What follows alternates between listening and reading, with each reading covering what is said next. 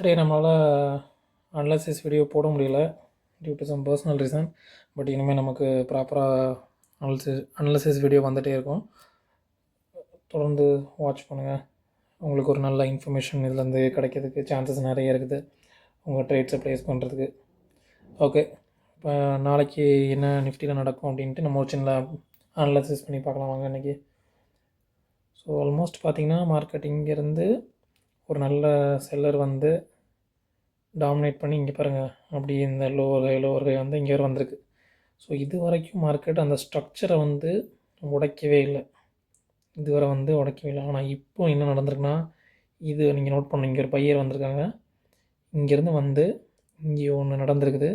இந்த ஸ்ட்ரக்சரை இப்போ உடச்சிருக்குது மார்க்கெட், இந்த ஸ்ட்ரக்சரை உடச்சிருக்கு. இதுவரை அந்த ட்ரெண்டை வந்து அப்படியே ஃபாலோ பண்ணிட்டு வந்த மார்க்கெட் வந்து இப்போ இதை லைட்டாக உடச்சி இப்படி நிற்கிற மாதிரி கன்ஃபியூஸ் ஸ்டேட்டில் நிற்கிது. மேபி மார்க்கெட் நாளைக்கு என்ன நடக்கலாம் அப்படின்னா, இதே இடத்துல கூட அப்படியே நிற்கலாம். அப்படி இல்லை அப்படின்னா மார்க்கெட் இங்கேருந்து இப்படி ரீடெஸ்ட் எடுத்து இப்படி மேலே போகிறதுக்கான சான்சஸ் நிறைய இருக்குது. அப்படி இல்லைனா இந்த ரேஞ்சுக்குள்ளேயே மார்க்கெட் நிற்கலாம் சைடுவேஸில். அப்படி இல்லைனா பேரிஷ் ஆகிறதுக்கும் சான்சஸ் இருக்குது. இது எப்படி நீங்கள் கன்ஃபார்ம் பண்ணலாம் அப்படின்னா, நாளைக்கு மார்க்கெட் ஓப்பன் ஆகும்போது தான் உங்களுக்கு தெரியும் எப்படி பிளேயர்ஸ் வந்து பொசிஷனை க்ரியேட் பண்ணுறாங்க, அவங்க எப்படி இருக்காங்க அப்படின்ட்டு.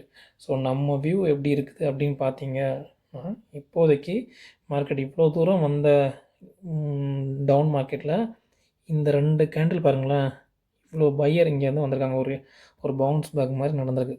ஸோ இங்கே நடந்ததுக்கு ஒரு ரீட்ரேஸ்மெண்ட் எடுத்து மேலே போகிற மாதிரி இருக்குது. ஆல்மோஸ்ட் ட்ரெண்டு சேஞ்ச் ஆகி இப்படி நிற்கிது.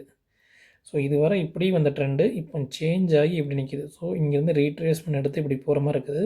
ப்ளஸ் இந்த ஹையை இங்கே உடச்சிருக்கு பார்த்தீங்களா, இந்த பிரேக் ஆகி நிற்கனால என்னோடய வியூ இப்போதைக்கு பார்த்திங்கன்னா இங்கேருந்து மறுபடியும் ரீட்ரேஸ்மெண்ட் எடுத்து இந்த மாதிரி ஒரு ஸ்ட்ரக்சரை ஃபார்ம் பண்ண சான்சஸ் இருக்குது.